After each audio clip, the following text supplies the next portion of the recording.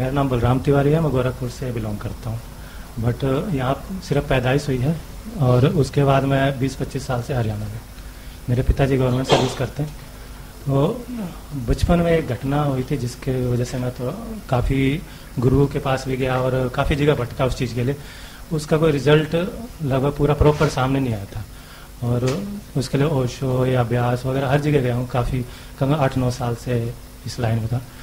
और सबसे बड़े गुरु जी तो पीछे बैठे हैं क्योंकि वो मुझे हर जगह ले जाने के लिए यही वो करते थे, सजेशन करते थे कि भाई आपको वहाँ चलना है, वहाँ चलना है। मैं इनके पीछे चलता था। कुछ चीज़ें मिलती भी थी, अच्छा भी लगता था। बस ड्रीम के बारे में किसी ने इस तरह ओपनली बताया नहीं और मैं ड्रीम्स के बारे में ही जानना चाहता था कि भाई वो इंटरनली क्यों वो चीज़ आती है और आते तो उसका आगे क्या इफेक्ट होगा। और कई चीज़ जैसे आपने कहीं ना कहीं थोड़े लिंक हो जाता है। तो जो हमारा परिवार है पिछला वो ट्रेडिशनल टाइप का है, वो ज़्यादातर भगवत गीता और इन चीज़ों में पंडित आदमी है। तो ये तो मैंने देखा वहाँ पर जो माहौल था शुरू से ऐसा नहीं था। बस वो रात को रामायण पढ़वाते थे, सुबह महाभारत करते थे, तो वो लड़ाई झगड़ा चलता रहता था। तो कुछ अंदर से पीस भी चाहता था। मैं 7 साल की उम्र थी मेरे ख्याल से, 6-7 साल। तो मैंने फर्स्ट टाइम सपना जो मुझे अभी भी याद है, बिल्कुल क्लियर था। और वो चीज़ ये थी कि जैसे नाइट में सोया और मैं ब्रह्मांड के अंदर जैसे खड़ा था छोटे बच्चे के रूप में और चारों तरफ जैसे पृथ्वी और ये चांद तारे सब कुछ मतलब क्लियर दिख रहा था। तो उसमें जैसे पृथ्वी राउंड कर रही है, उसमें से एक छोटा सा टुकड़ा मेरी साइड गिरता है और जैसे धीरे धीरे बड़ा बड़ा और बड़ा होता जाता है। तो वो छोटा सा मतलब जो चीज़ था वो बार बार आता था। सपना 2-3 बार आया भी लगातार, पर मेरे पास वो जुगान नहीं थी कि भाई तो मैं इतना पढ़ा भी नहीं था, ना मुझे पता था कि चीज़ क्या है। बस ये था कि वो बताना चाहता था पर किसी को बता नहीं पाता था। अब कई लोग जैसे गांव में तो भांग वगैरह खाते हैं, तो कोई गोल चीज़ देखता था कुछ चमकीली, तो मुझे एहसास होता भाई ऐसा ही कुछ था, पर कोई सीरियस नहीं लेता इस चीज़ को। 17 साल की उम्र तक ये कुछ अलग अलग टाइप में जैसे कोई जैसे डिस्ट्रॉय वगैरह या कुछ ऐसा हुआ कि सूरज की रोशनी जिस पे पड़ेगी वो खत्म होता चला जाएगा या बादल उतरेंगे उसमें, इस तरह के सपने बहुत आते हैं। 17-18 साल की उम्र के बाद वो चीज़ ख़त्म हो गई जब मैं हरियाणा आया और यहाँ पढ़ाई स्टडी वगैरह की। इस चीज़ को मैं भूल गया और भूलने का मेन रीज़न ये भी था कि मेरे जो टीचर थे उनसे मैंने पूछा कि भाई पृथ्वी के बारे में जब मुझे पता चला कि इसके नीचे क्या, तो उन्होंने कहा पानी है। तो वहीं से वो सवाल ख़त्म हो गया क्योंकि मैं सोचता था कि भाई चांद तारे और ये सब चीज़ें, ये तो कह रहे पानी है, तो इसका मतलब वो मैं गलत था। पर धीरे धीरे जब पता चला कि नहीं ये उनका कहने का मतलब कुछ और था, तो अब मुझे वो थोड़ा सा और पक्का हो गया कि यार मैं ही सही था। पर उसका रिजल्ट नहीं पता चला और अब थोड़ा सा ये होता ना कि कुछ भविष्य की चीज़ें आभासी कुछ होता है। जैसे कई बार ऐसा लगता है कि ये चीज़ मेरे साथ दोबारा हो रही है। तो इसमें थोड़ा सा मैं जब भी सर मेरे जहाँ भी कहते थे जाने के लिए, तो उन्होंने मुझे 1-1.5 महीने पहले कहा था कि वहाँ चलना है। मैंने कहा आपने कितने गुरु बदल दिए, अब कहाँ चलना है? तो कहते कि नहीं आपके बारे एक जगह और ले चलता हूँ। तो फिर मैंने पूछा अब क्या सेशन है, क्योंकि ओशो में तो था वो डायनामिक वगैरह काफ़ी कुछ था। मैंने कहा अब मेरा शरीर अलाउड नहीं करता, शादीशुदा हो गया, पहले मैं यंग था, अकेला था, कोई दिक्कत नहीं है। तो मैंने कहा अब वो कोर्स से मुश्किल है, तो क्योंकि जब यंग एज में था कहीं भी ले जाते थे और कुछ, पर आफ्टर मैरिज तो काफ़ी प्रॉब्लम खड़ी, क्योंकि मैं ध्यान में जैसे कभी बैठता था तो मैडम को लगता था ये कहाँ से नई बीमारी लग गई। तो वो चाहे अध्यात्म से कोई चक्कर एक्टिवेट हुआ कि नहीं हुआ, पर उनकी बातों से बहुत कुछ एक्टिवेट हो जाता था। तो वो थोड़ा सा स्वभाव में टाइट है। अभी भी वो मैं उनको कहीं छोड़ के ही तब पीछे से प्लान किया, रिजाइन दे के मैं आया। मैंने कहा भाई ये भी अटेंड कर लेता हूँ, मौका बहुत मुश्किल से मिला, 2 साल बाद मिला है, तो मैं कहीं गया भी नहीं। यहाँ तो फर्स्ट उसमें जैसे आपने वेव्स और ओशियन की बात की, तो ये कहीं से मतलब लिंक थी मुझे। मतलब मैं बुक्स स्टडी काफ़ी करता था और आइंस्टाइन वगैरह जैसे वो तो उन्होंने भी एनर्जी के बारे में भी बात की थी कि ये सब कुछ एनर्जी से ही है, बाकी इसके अलावा कुछ नहीं।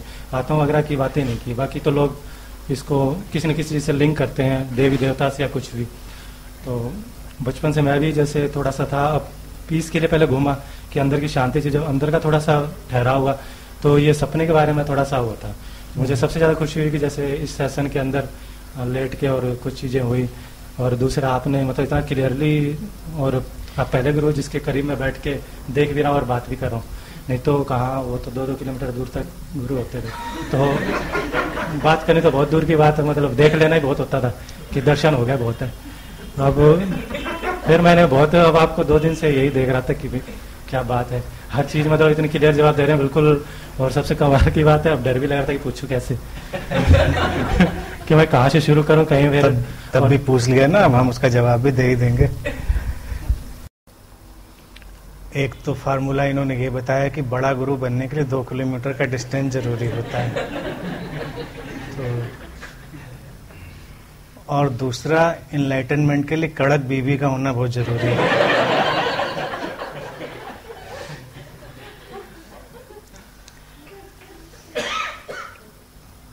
बाकी देखिए, जो सारभूत चीज है, एसेंशियल चीज है, वो है शांति ही, अंतर्मन की शांति, पीस ऑफ माइंड।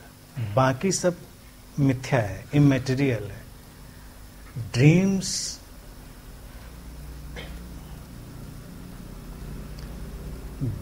जो हैं वो हमारे माइंड की एक लैंग्वेज है और नेचर का गिफ्ट है। हर लोग अलग अलग तरह से गिफ्टेड हैं। किसी के लिए कोई फार्मूला नहीं बन सकता कि किसी को कैसा, जैसे अलग अलग तरह की भाषाएं लोगों को आती हैं। कोई 1 भाषा जानता है, कोई 2 जानता है, कोई 10 जानता है। कुछ लोग ज़्यादा एक्सपर्ट होते हैं, 15-15, 20-20 भाषाएं जानते हैं। तो इसी तरह से किसी के माइंड की जो लैंग्वेज है ज़्यादा फर्टाइल होती है, ज़्यादा उसमें इशारे आते हैं, तो आते हैं, जिसको आते हैं वो उसका उस तरह से यूज कर सकता है, लेकिन उस पर किसी का नियंत्रण और कोई भी स्वामित्व नहीं होता। तो इसलिए ये कभी नहीं सोचना चाहिए किसी को कि हम उसमें कुछ कर सकते हैं, उसमें हम कुछ कर नहीं सकते हैं। वो आए तो आए, नहीं आए तो नहीं आए। आए, जरूरत होगी तो आएंगे। किसी इंसान को अगर कोई पूछे हमारे अंदर आस्था का विषय क्या होना चाहिए, तो आस्था किसी एंटिटी, सत्ता, कॉन्सेप्ट में नहीं। आस्था ये होनी चाहिए कि जो जरूरी होगा अस्तित्व उसको हमारे लिए लाएगा। सांस चलना जरूरी है तो आ जाती है, और जब नहीं आएगी तो चलना नहीं जरूरी होगा। तो इवन अगर हम ड्रीम्स के पैटर्न पर भी ये बात करें, तो अगर किसी को उसके थ्रू गाइडेंस मिलना है और वो गाइडेंस नीडेड है तो वो आ जाएगा, आ जाएगा। उसको उसके लिए एफर्ट नहीं करना पड़ेगा। और जो लोग जितने इनोसेंट होते हैं उनको नेचर अलग अलग तरह से गाइड करती है। नेचर की अपनी भाषा है, वो बहुत तरह से हमारे कानों में फुसफुसाती है। इसलिए फुसफुसाती है क्योंकि उसको विस्पर ऑफ सोल भी कहीं लिटरेचर में कुछ लोग कहते हैं, क्योंकि हम इंटीग्रेटेड फ्लो में हैं लाइफ के। तो ये इंटीग्रेटेड इवोल्यूशन चला, ये इंडिविजुअल इवोल्यूशन नहीं चला है, इंटीग्रेटेड इवोल्यूशन चल रहा है। तो अगर एक यूनिट कहीं पर किसी चीज में फंसी हुई है तो पूरा जो वेब है, पूरी टोटलिटी उसको गाइड करना चाहती है, उसको हेल्प करना चाहती है। नेचर को कोई किताब जरूरत नहीं थी। नेचर ने जब हमारी बॉडी को क्रिएट किया तो सारा ज्ञान तो उसमें डाल दिया। एक सेल को भी एक प्रॉब्लम पैदा हो, हमारे नाखून की भी हो, कहीं की भी हो, जरूरी नहीं ब्रेन की ही सेल हो कि हमको लगे ब्रेन बड़ा इंपॉर्टेंट है, हार्ट। पूरी बॉडी, पूरा बॉडी का मैकेनिज्म उस तरफ फोकस्ड हो जाता है, उसको हेल्प करता है। एक एक केमिकल, एक एक जो भी मैकेनिज्म है, इस चीज को जब कोई देख लेता है, जान लेता है, तो वो बहुत रिलैक्स, कूल और आस्थावान जीवन जीता है। आस्था ये है कि जैसे हमारी टोटल बॉडी एक सेल को अपना कोऑपरेशन देती है, उसी तरह से आप पूरे यूनिवर्स में कहीं भी किसी भी तरह से होंगे तो पूरा यूनिवर्स आपको बैकअप करेगा, कोऑपरेट करेगा। फिर उसके उलट जैसे वही बॉडी किसी भी सेल को खत्म होने में कोऑपरेट करती है, तो जब आपकी जरूरत नहीं होगी तो वो उसमें भी कोऑपरेट करेगी कि अब आपको जाना है, विदा होना है, तो उसके लिए भी कोऑपरेशन चाहिए होता है। भाई हम किसी को छोड़ने जाते हैं ना, किसी को प्यार करते हैं तो गेट तक छोड़ आते हैं उसको, घर तक। तो छोड़ आना भी वे होता है। जब किसी को छोड़ते हैं तो हम जानते हैं इसको हम छोड़ रहे हैं, पकड़ नहीं रहे हैं। और पकड़ के उसकी ज्यादा मोहब्बत हो तो गेट से बाहर ही नहीं निकलने दें, उसको जाने देते हैं। तो जब जाने देने की जरूरत है तो पूरी नेचर कोऑपरेट करती है, आपको छोड़ आती है वहां तक। आप वहां पर कुछ और डिमांड नहीं कर सकते। तो इसलिए इस चीज को जो जान लेता है वो पूरी स्पिरिचुअल लाइफ में जीता है। वही एक आस्था है, वही एक प्रेयर है, और कोई प्रेयर नहीं। वो जानता है जब जो जरूरी होगा वही होगा, और you are protected this way और दैट वे। चिंता की कोई बात ही नहीं। जैसे जो सपने आता था वो 17 साल 18 साल की उम्र के बाद उस तरह का सपना आता नहीं फिलहाल।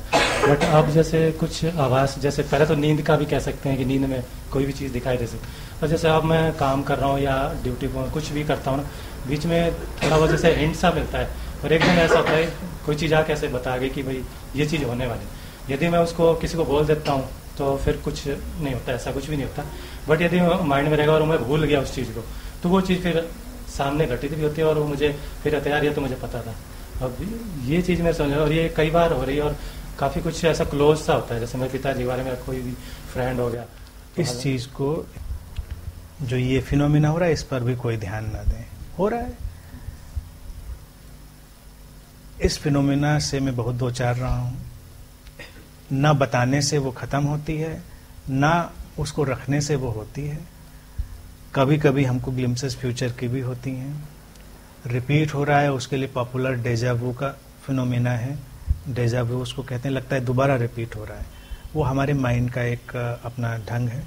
और फ्यूचर की ग्लिम्सेस आती हैं, लेकिन इस पे जो अंधविश्वास और जो एक्सप्लॉयटेशन पैदा हो, जिस पे गुरु भी तमाम बैठ जाते हैं। ग्लिम्सेस आई और वो बस ये कहें कि अब वो बताएंगे, तो ये किसी के पास टीवी नहीं लगा है रिमोट की, वो बताएगा आया आया, नहीं आया नहीं आया। ये किसी के हाथ में नहीं, और किसी के भी हाथ में नहीं। यानी कि कोई सोचे कि नहीं इसके हाथ में नहीं तो उसके हाथ में होगा, और ये छोटे बाबा हैं वो बड़े बाबा हैं उनके हाथ में होगा, किसी के हाथ में नहीं। वो बस नेचर का गिफ्ट है। आया तो आया, नहीं आया तो नहीं आया। वो होगा या नहीं होगा इसमें भी कोई कुछ नहीं कर सकता। तो इसलिए निश्चिंत होकर रहना चाहिए। जो चीज आई है बस उसमें क्रिएटिव इनपुट की जरूरत है। जैसे कि मान लीजिए मुझको पूरा हॉल दिख रहा है, यहाँ पर बैठे हुए लोग, तो इस समय जब मैं देख रहा हूं तो मैं उसको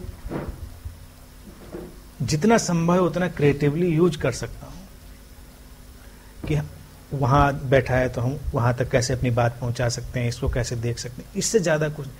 फिर भी ऐन मौके पर वो क्या होगा क्या नहीं होगा ये कहना पॉसिबल नहीं है। तो जब कोई चीज हमारे माइंड में पॉपअप होती है और हमको लगता है कि ये होने वाली है, तो जितना क्रिएटिव इनपुट हम डाल सकते हैं उतना डाल लें। लेकिन ये ना सोचें कि उसमें हम कुछ कर लेंगे या उसमें हम कुछ बड़ा सुधार ले आएंगे। प्रेजेंट में रह के बस उसको एंजॉय करिए, बस, और कोई विकल्प नहीं।